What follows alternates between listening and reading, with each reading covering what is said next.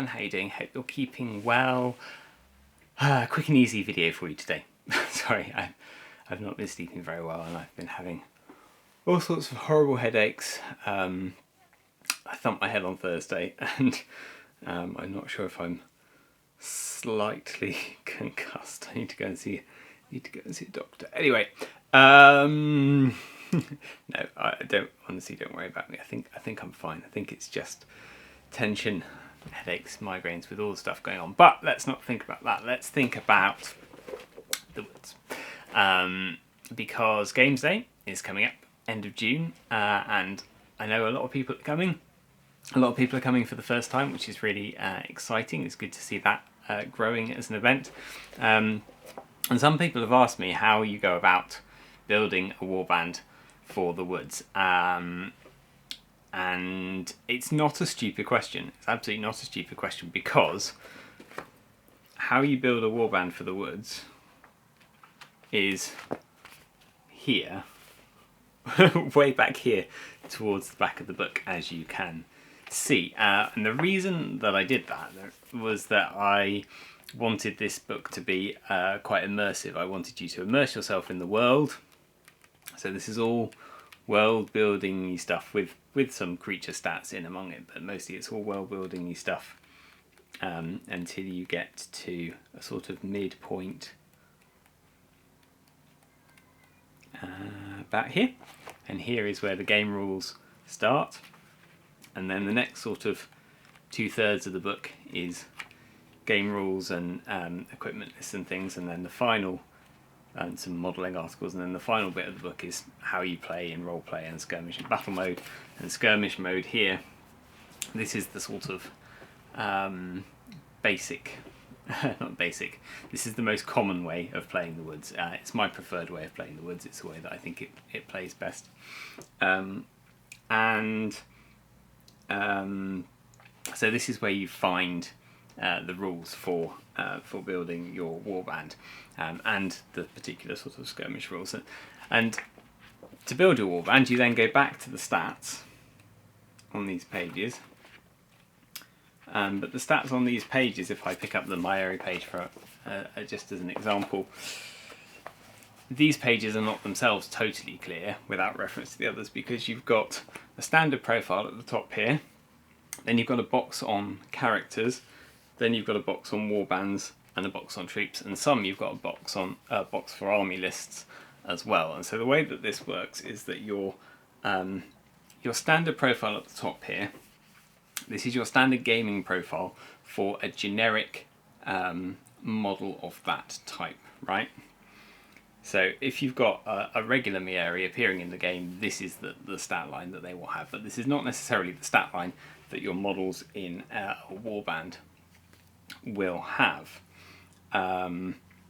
The characters box underneath, this is for role-playing games. So if you are creating a Mieri character to play in a role-playing setting and environment, then you take this basic stat profile here and you apply skills, traits, equipment, pick key characteristics and motivation from this box.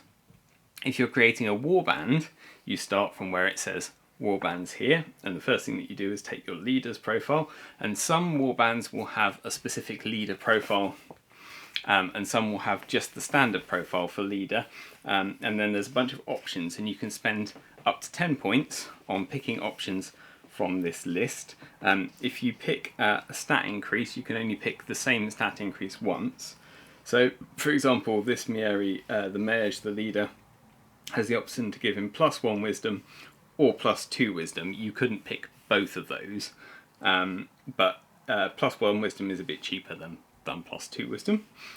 You can up his perception, his agility, his courage, or his strength, or you can give him a skill, or you can give him herb items, you can give him Mieri specific items, common domestic items, or you can take extra points for building troops for the rest of your warband. Now, once you've created your your leader, once you've spent your 10 points on leader upgrades and any extra points left over you can use for adding points to your warband, then you can set up the recruitment chart. This is how many points for each of these troop types, and there are 4 to choose from for each warband. And then up here, where it says warband troops, you've got your 4 types of troops with their stat line, with their skills, their equipment, and their options. And if you can only include, if there's a limitation to how many you can include, or there's a requirement to include them, that will be up here as well. So you spend 100 points plus anything that you picked from your leader. So if you had 2 points left over from building your leader, you could add 20 additional points, so you could pick 120 points worth of troops from this list. Here they are, and that's how you build your warband. It's pretty easy. It's just a points-based system, and then for battle games, if you had a little box here for battles, then that would give you the recruitment for your battle game army. There's one other thing that you can do, which is that you can take one ally. You can take one ally of your choice from the same alignment and the same region. So Mieri are Fenfolk, and they are unseelie. So you can pick one unseelie Fenfolk as an ally within your points cost, and the points for allies are in this box here where it shows the size of the base and how many lines of engagement they have. This one is a Kelpie Kabelushti, and he is an unseelie Fenfolk, and that's your only choice of ally for the Mieri. They're quite limited. There aren't that many things that live out in the fens, and the Kelpie Kabelushti is one of those, and the only thing you can pick as an ally, but they are worth picking as an ally. They'll cost you 23 points. Here's their stat line. Here's a bit about them. Here's what they do. If you were to pick a pixie army, for example, here's your pixie page. So here's Pixie Clan, warbands, laird, leader. Here's his skills and equipment. Here's his options. Then again, you've got a recruitment chart. You've got 4 army types to choose, or 4 troop types to choose from to build your army list. And then, because pixies are seelie woodfolk, you can go through all of the woodfolk and look for seelie woodfolk. So boggarts you can pick, boogles you can't pick because they're unseelie. Dinadri you can pick, they're seelie.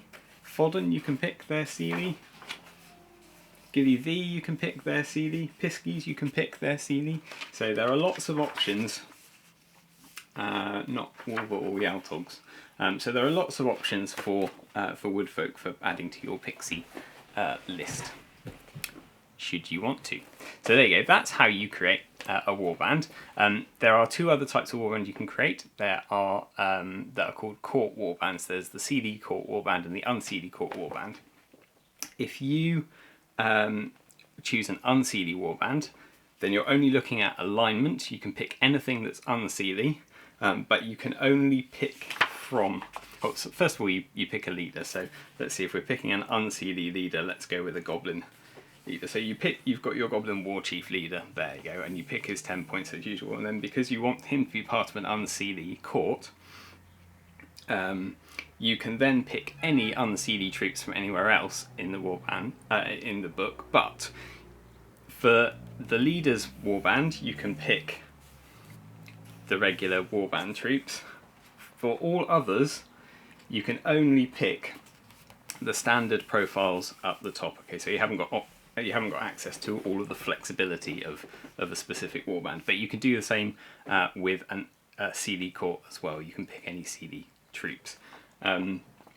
It's slightly different if you're picking a Yaltog caravan, but the rules for that are in...